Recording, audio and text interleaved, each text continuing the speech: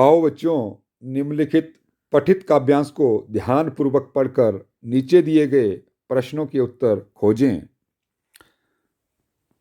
राम परशुराम लक्ष्मण संवाद। नाथ शंभुधनु भंज निहारा, होई ही केउ एक दास तुम्हारा।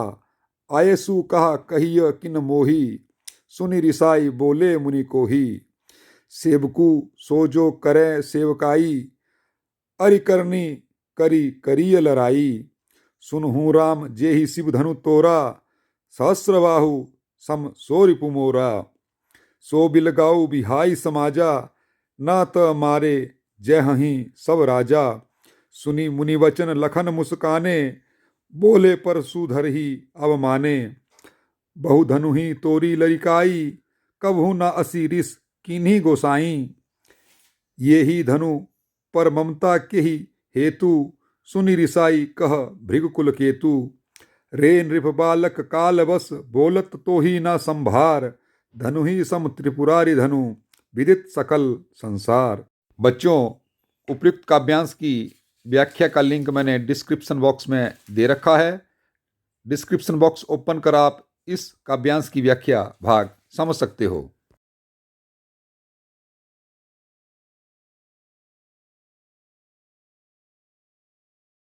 आओ बच्चों, उपयुक्त काव्यांश के आधार पर निम्नलिखित प्रश्नों के उत्तर खोजें। प्रश्न संख्या 1, कवि और कविता का नाम लिखें।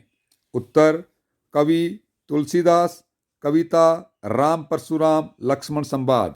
प्रश्न संख्या 2, परशुराम को नाथ कहकर किसने अपनी बात कही थी। उत्तर: परशुराम को राम ने नाथ कहकर अपनी बात कही थी। प्रश्न संख्या 3, परशुराम का स्वभाव कैसा था। उत्तर: परशुराम का स्वभाव अभिमान और क्रोध से भरा हुआ था। प्रश्न संख्या 4, शिव धनुष को तोड़ने वाले को परशुराम ने किसके समान शत्रु माना था। उत्तर: परशुराम ने शिव के धनुष को तोड़ने वाले को सहस्त्रबाहु के समान अपना शत्रु माना था। प्रश्न संख्या 5, परशुराम ने क्या धमकी दी थी। उत्तर: परशुराम ने धमकी दी थी कि यदि शिव का धनुष तोड़ने वाले को सभा से अलग नहीं किया गया तो वे सभा में उपस्थित सभी राजाओं का वध कर देंगे। प्रश्न संख्या 6, परशुराम के वचनों को सुनकर लक्ष्मण के चेहरे पर कैसे भाव प्रकट हुए थे। उत्तर: परशुराम की सभी राजाओं का वध कर देने की धमकी को सुनकर लक्ष्मण के चेहरे पर व्यंग्यपूर्ण मुस्कुराहट के भाव प्रकट हो गया था। प्रश्न संख्या 7, लक्ष्मण ने शिव धनुष को क्या कहा था। उत्तर: लक्ष्मण ने शिव धनुष को धनु ही कहा था। प्रश्न संख्या 8, लक्ष्मण की किस बात को सुनकर परशुराम को अधिक क्रोध आया था। उत्तर: जब लक्ष्मण ने यह कहा था कि उन्होंने अपने लड़कपन में वैसी अनेक धनुहियां खेल खेल में तोड़ दी थीं तो परशुराम को अधिक क्रोध आया था। प्रश्न संख्या 9, परशुराम के अनुसार लक्ष्मण किसके वश में होकर बोल रहा था। उत्तर: परशुराम के अनुसार लक्ष्मण काल के वश में होकर बिना सोचे समझे बोल रहा था।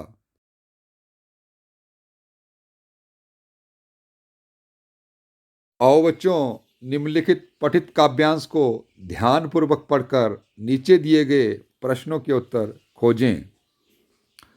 लखन कहा हसी हमरे जाना, सुनहु देव सब धनुष समाना।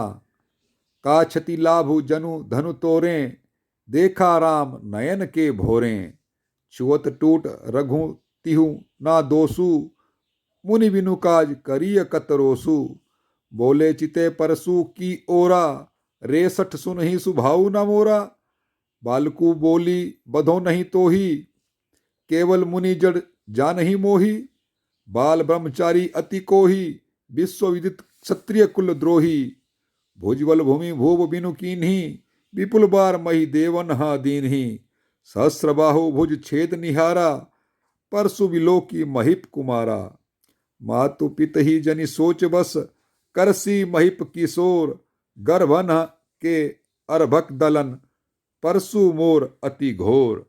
बच्चों, इस काव्यांश की व्याख्या का लिंक मैंने डिस्क्रिप्शन बॉक्स में दे रखा है। वहां लिंक ओपन कर आप प्रस्तुत काव्यांश की व्याख्या भाग देख सकते हो।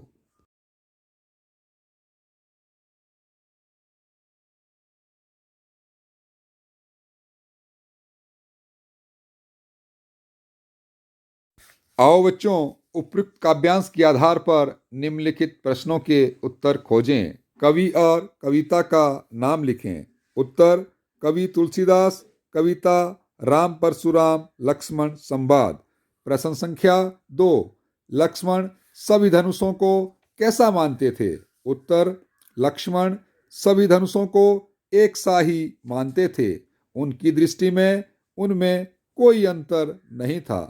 प्रश्न संख्या 3: राम ने धनुष को किस धोखे से छू लिया था? उत्तर: राम ने शिवजी के धनुष को नया धनुष समझकर छू लिया था।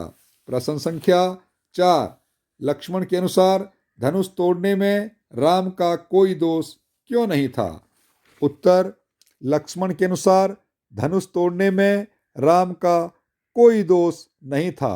धनुष पुराना था और राम के द्वारा छूते ही वह टूट गया था।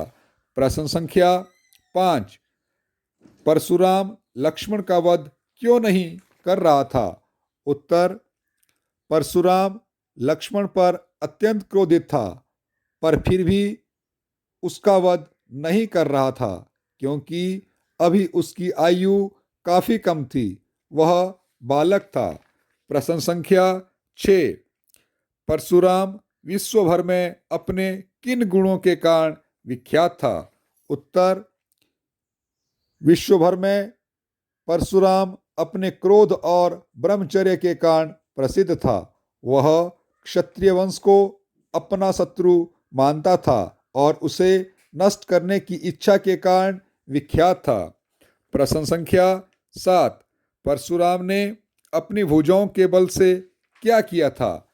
उत्तर: परशुराम ने अपनी भुजाओं के बल से पृथ्वी को अनेक बार क्षत्रिय राजाओं से रहित कर दिया था और उनका राज्य ब्राह्मणों को दे दिया था। प्रश्न संख्या 8: परशुराम ने धमकाते हुए लक्ष्मण को क्या देखने के लिए कहा था? उत्तर: परशुराम ने धमकाते हुए लक्ष्मण को अपना फरसा देखने के लिए कहा था, जिसने सहस्त्रबाहु की भुजाओं को काट दिया था। प्रश्न संख्या 9: परशुराम का फरसा क्या कर सकने की योग्यता रखता था? उत्तर: परशुराम का फरसा मां के गर्भ में विद्यमान बच्चों को भी नष्ट कर देने की योग्यता रखता था।